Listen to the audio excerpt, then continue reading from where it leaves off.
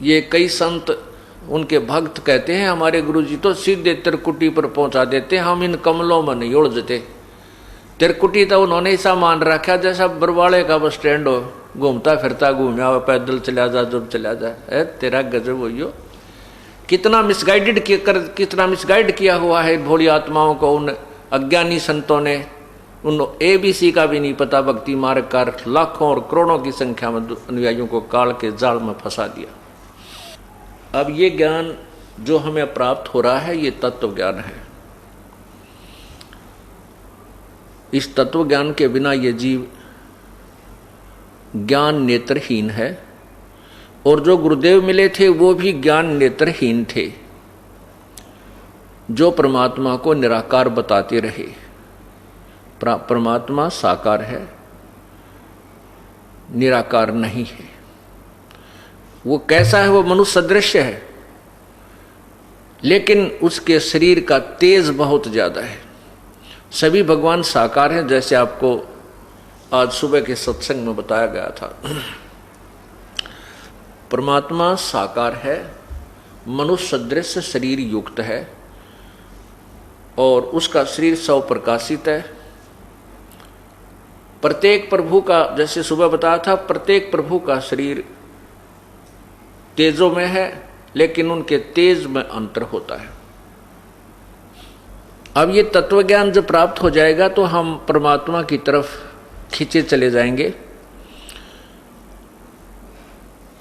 और फिर हम विचलित नहीं होंगे, क्योंकि हमारे को यथार्थ ज्ञान हो जाएगा, और वे ऑफ वर्शिप भी हमें ओरिजिनल मिल जाएगी, पूजा की विधि भी वास्तविक मिल जाएगी।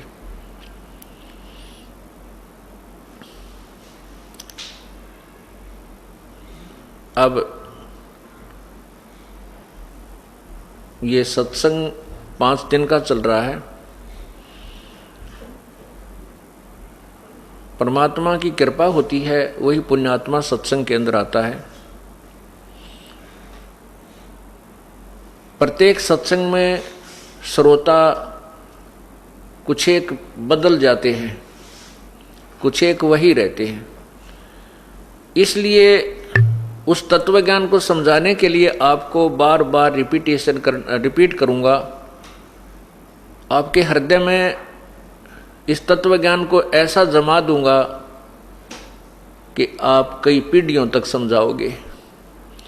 रिश्तेदार और मित्रों को भी बैठा कर समझाओगे, वो आपके मुंह की तरफ देखता रहेगा कि ये अनपढ़ सा आदमी बोल कहाँ से रहा इतने संस्कृत के श्लोकों को, इसने कैसे याद किए।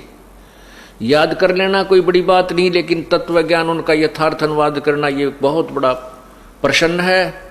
ये प्रभु की कृपा बिना, उसकी रजा बिना नहीं हो सकता। ये वही वेद, वही गीता जी 5500 वर्ष पहले से लिपिबद्ध की गई थी, आज तक इनका अनुवाद किसी से ढंग तक नहीं हुआ। लेकिन परमात्मा ने, पूर्ण ब्रह्म ने, सतपुरुष कबीर जी ने आज से 600 वर्ष पहले आकर के इनका यथार्थ अनुवाद अपनी सिंपल लैंग्वेज कबीर वाणी में किया हुआ है। उस कबीर वाणी को इन संस्कृत के ज्ञाताओं ने रिजेक्ट कर दी कि वो तो अनपढ़ था, ऊट पटांग गाता था, वो क्या जाने भगवान के बारे में।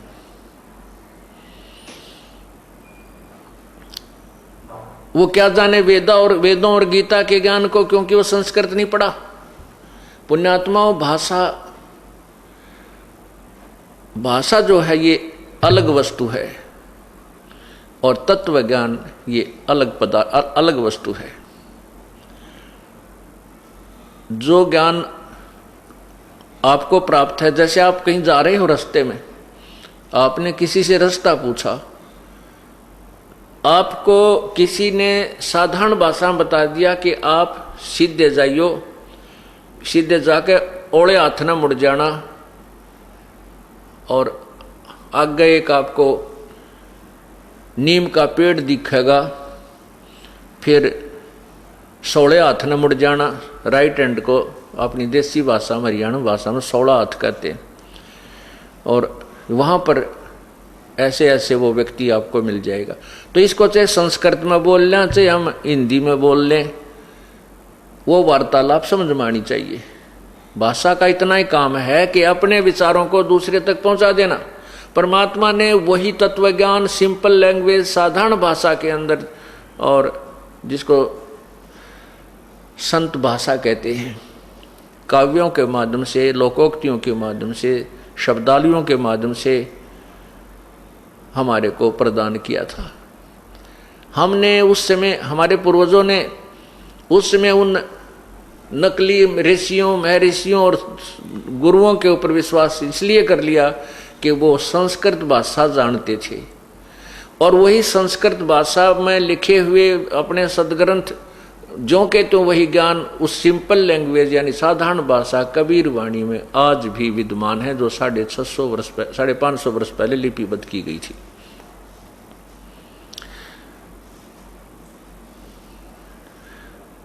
इस कारण से ये तत्व ज्ञान उलझा रहा, और वो परमात्मा स्वयं ही आकर के अपने ज्ञान का प्रचार करता है।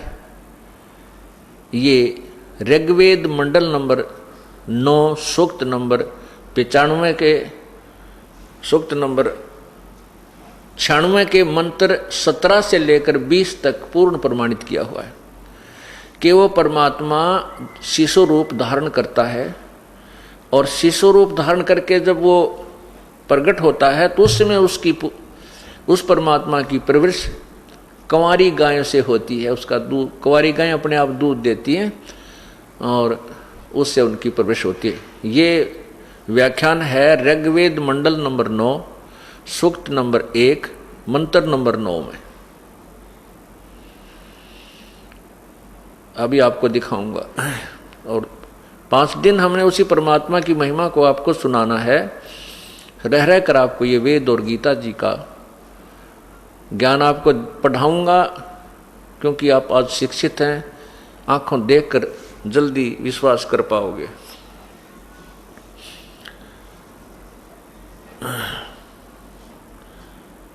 उस परमात्मा ने आकर हमें ये साधारण सा ज्ञान दिया था, और इन नकली ऋषियों ने, महर्षियों ने हमें वो तत्व ज्ञान स्वीकार नहीं होने दिया। उन्होंने क्या बताया कि परमात्मा निराकार है। जो ब्रह्मा विष्णु महेश जी की पूजा करते हैं, अंत में वो भी यही कह देते हैं। उनसे कोई पूछे ना, भाई भगवान कैसा है, देखा है तूने? वो कहता है नहीं, देखा नहीं है, भगवान तो निराकार है, वो दिखाई थोड़ा ही देता है। और भगवान श्री विष्णु जी की पूजा मूर्ति बनाकर पूज रहा है, फिर भी कहता है भगवान तो निराकार है। तो विष्णु जी क्या है फिर, जिसकी तो पूजा कर रहा है? ये तो साकार है, मनुष्य सदृश है। हाथ इसके, इनके 4 भी हो सकते हैं, ये 2 भी रख सकते हैं। तो ये अधूरा ज्ञान था, इनकम्प्लीट स्पिरिचुअल नॉलेज था।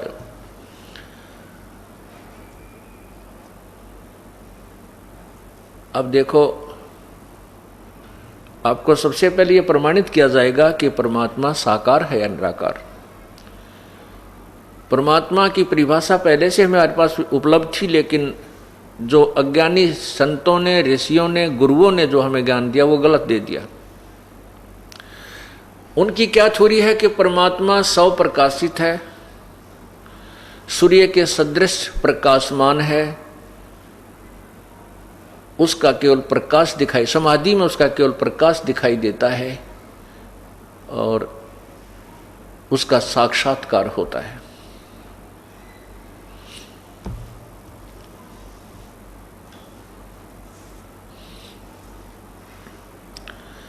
विचार कीजिए, सूर्य के सदृश जो प्रकाशमान प्रभु को बताया है, तो सूर्य से प्रकाश निकल रहा है। सूर्य निराकार नहीं है, सूर्य साकार है, सबको दिखाई देता है, एक आग का गोला है। इसी प्रकार परमात्मा का प्रकाश लिखा है हम लोगों ने। तो परमात्मा का प्रकाश है तो परमात्मा निराकार कैसे हो गया? प्रकाश, परमात्मा बिना प्रकाश वो देखा किसका? सूर्य के बिना प्रकाश देखा किसका? इन्हीं में से कुछ महर्षि, कुछ संत जो हमें भ्रमित करते हैं, करके चले गए, अपने अधूरे अनुभव को लिख कर चले गए। कुछ एक महापुरुषों के अनुभव को आपके समक्ष ये दास रखता है। पुण्यात्माओं, जो पुस्तकें हमारे को बाजार में उपलब्ध हैं और सारा समाज पढ़ रहा है, और ये दास आपको सामूहिक रूप से उसको ज्यों का त्यों आपके समक्ष इस पर्दे पर पढ़ा दे, तो इसमें के ऑब्जेक्शन, नो ऑब्जेक्शन। ये तो पुस्तक विद्यमान है, हम इसको खरीद कर पढ़ रहे हैं। ये यदि हम इसमें कुछ मिलावट करते हो, इसमें इसके ज्ञान को तोड़ मरोड़ कर देते हो, तो हम दोषी अपराधी हैं। और इस ज्ञान को जो इसमें भर रखा है, लिखा हुआ है, उसको हम जो का तो आपके समक्ष रख देते हैं। आप भी पढ़ो और मैं भी पढ़ूं और भी पढ़े, इसको तो पढ़ ही रहे हैं। अब वो लोग घबराते हैं कि तुम्हारे ऋषि की, महर्षि की पोल खुल रही है। पोल नहीं खुल रही, ये तो जो का तो लिखा हुआ है, आम समाज पढ़ रहा है इसको। देखिएगा,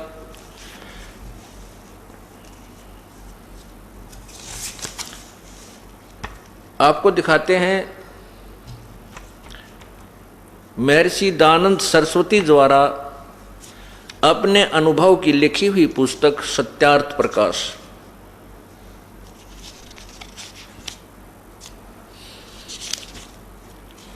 इसमें यह है सत्यार्थ प्रकाश। इस पुस्तक को आम जन खरीद कर पढ़ रहा है और ये दास भी आपको पढ़ा रहा है। देखिए सत्यार्थ प्रकाश, ये है महर्षि दयानंद सरस्वती, इसके लेखक हैं।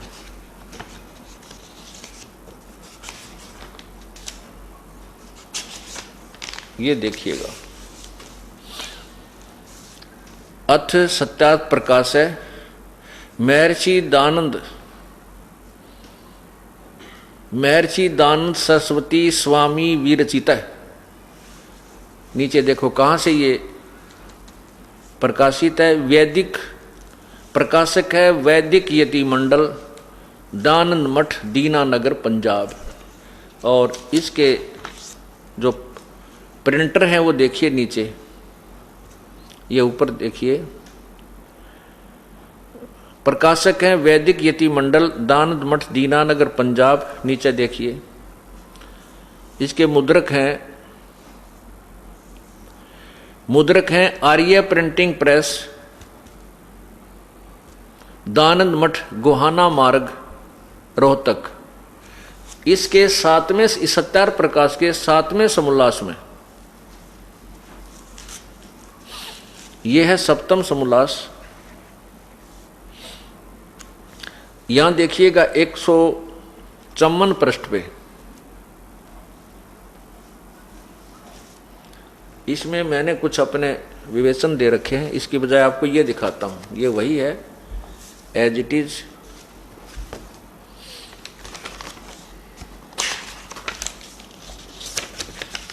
ये ज्यों का त्यों है। और इसके मुद्रक हैं आचार्य प्रिंटिंग प्रेस, दयानंद मठ, गोहाना मार्ग, रोहतक। इसके 154 पृष्ठ पे 7वें समोल्लास में स्वामी दयानंद जी ने अपने विचार दिए हैं कि परमात्मा निराकार है। किसी ने पूछा परमात्मा साकार है व निराकार? ये है 7वां समोल्लास है। और यहां देखना 154 पृष्ठ पे,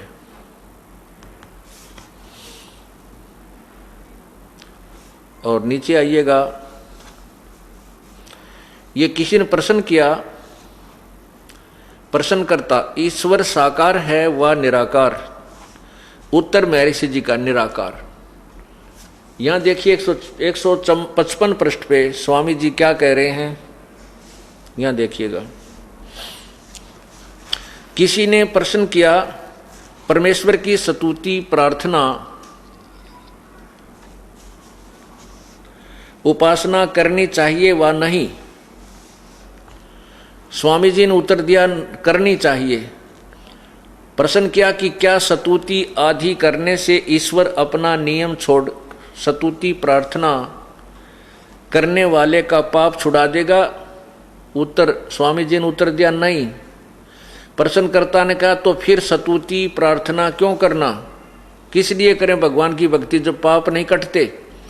उत्तर महर्षि जी का कि उनके करने का फल अन्य ही है। स्तुति प्रार्थना करने का फल अन्य है, पाप नहीं कटते। स्वामी दयानंद जी कह रहे हैं, प्रश्नकर्ता ने कहा क्या फल है? उत्तर स्वामी जी ने कहा कि स्तुति से ईश्वर में प्रीति, उसके गुण कर्म स्वभाव से अपने गुण कर्म स्वभाव का सुधरना, प्रार्थना से निरअभिमानता, उत्साह और सहाय का मिलना, उपासना से परब्रह्म से मेल और उसका साक्षात्कार होना। ये परब्रह्म शब्द ध्यान रखना पुण्यात्माओं, परब्रह्म, और ये देखना साक्षात्कार शब्द, परमात्मा का साक्षात्कार हो जाता है, पाप तो कटते नहीं, स्वामी जी कह रहे हैं। और यहाँ निराकार बताया है और यहाँ साक्षात्कार हो जाने के लिए प्रमाणित किया है।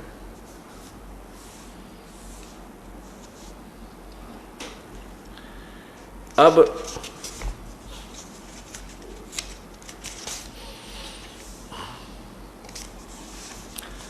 स्वामी जी ने जैसे प्रश्न किया, किसी ने स्वामी दयानंद जी से प्रश्न किया है इसी सप्तम समोल्लास के पृष्ठ, सप्तम समोल्लास जो प्रारंभ होता है उसी पृष्ठ पे यहां देखिएगा।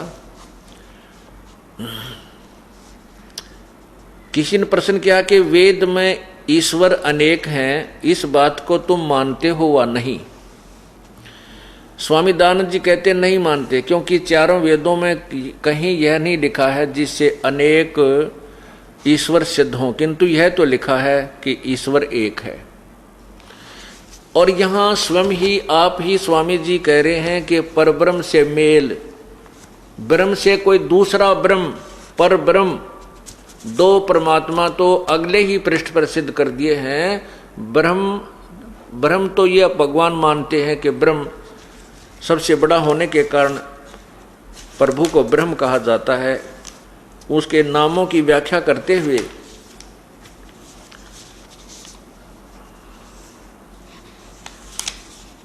प्रथम समोल्लास में ये देखिएगा, ब्रह्म प्रथम समोल्लास में परमात्मा को सबसे बड़ा होने के कारण ब्रह्म कहा है। यह है प्रथम समोल्लास है, इसके पृष्ठ नंबर 15 पर नीचे लिखा है, यहां देखना। ओम आदि नाम सार्थक है, ये सब लिखा है।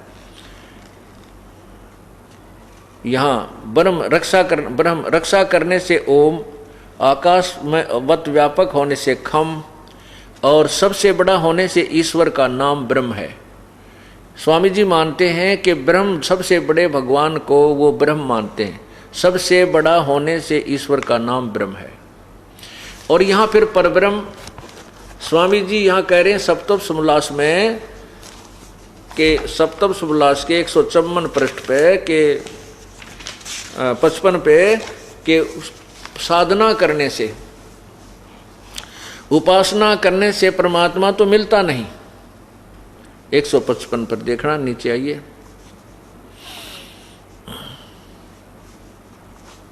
ये देखिए नीचे, स्तुति से ईश्वर में प्राप्ति, उसके गुण कर्म स्वभाव से अपने गुण कर्म का सुधरना, प्रार्थना से निरअभिमानता, उत्साह और सहाय का मिलना, उपासना से परब्रह्म से मेल और उसका साक्षात्कार होना। ये देखो परब्रह्म, स्वामी जी ने तीसरे पृष्ठ पे अपने दोनों सिद्धांत आप फेल कर रखे। ये दास नहीं कह रहा, ये इसमें लिखा हुआ सत्यार्थ प्रकाश में लिखा हुआ मटेरियल आपके समक्ष दिखा रहा हूं। बस मेरा इतना काम है, मैं किसी का विरोधी नहीं हूं, क्योंकि जैसे नकली और असली नोटों को सामने नहीं दिखाया जाएगा तब तक उनकी पहचान नहीं होती। ये आपने देखना है कि ये सत्यार्थ प्रकाश असली है या नकली है, ये बुद्धिमान जनता स्वयं समझ जाएगी।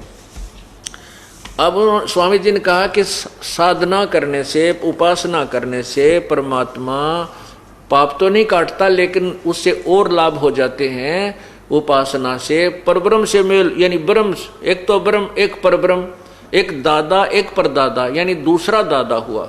ब्रह्म और परब्रह्म, दो भगवान आप ही लिख रहे हैं। और फिर साक्षात्कार होना, निराकार वस्तु का कोई साक्षात्कार नहीं होता, साकार का साक्षात्कार होता है। अब ये तो सिद्धांत हुआ स्वामी जी का, साकार और निराकार का फेल हो गया। अब वो इससे ये सिद्ध होता है कि दास कह रहा है कि परमात्मा साकार है, और ये इनकी जो थ्योरी घुमा फिरा कर भी अंत में इनका निष्कर्ष ये स्वयं मानते हैं कि परमात्मा का साक्षात्कार होता तो साकार ही है, निराकार नहीं। यानी साक्षात्कार शब्द इन सत्यार प्रकाश में होना ही नहीं चाहिए था अगर निराकार वो भगवान को मानते हैं। अब दूसरा सिद्धांत उनका फेल होता है कि भगवान परमात्मा, उपासना से, परमात्मा की भक्ति से पाप नहीं कटते। ये स्पष्ट कह रहे हैं कि परमात्मा की भक्ति से, उपासना से पाप नहीं कटते और लाभ होता है। अब जैसे साबुन के गुणों में लिखा है, साबुन के गुणों में लिखा है कि साबुन कपड़े के मैल को काट देता है, नाश कर देता है, अक्षमा कर देता है, छुड़ा देता है। और कोई व्यक्ति कहता है कि साबुन लगाने से, साबुन प्रयोग करने से कपड़े के मैल नहीं कटते, कपड़ा मजबूत हो जाता है। उस व्यक्ति को आप क्या समझोगे? स्वयं समझदार हो, वो कितना परिचित है साबुन से।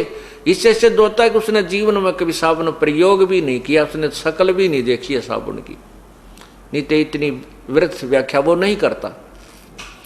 अब कोई डॉक्टर के पास जाता है और वो वैद्य बहुत लंबा चौड़ा बोर्ड लगाए बैठा है, और रोगी जाता है और वैद्य कहता है भाई दवाई खाने से रोग तो कटेगा नहीं, पहलवान बन जाएगा। कोई बात हुई है? कोई सिद्धांत है ये? कौन जाएगा उस व्यक्ति के पास? अब यही सती थी इस सत्यार प्रकाश के ज्ञान की है। अब वेदों में, वेदों के अंदर परमात्मा की महिमा लिखी है, उसके गुण लिखे हैं। यजुर्वेद अध्याय नंबर 8 के मंत्र 13 में स्पष्ट किया है।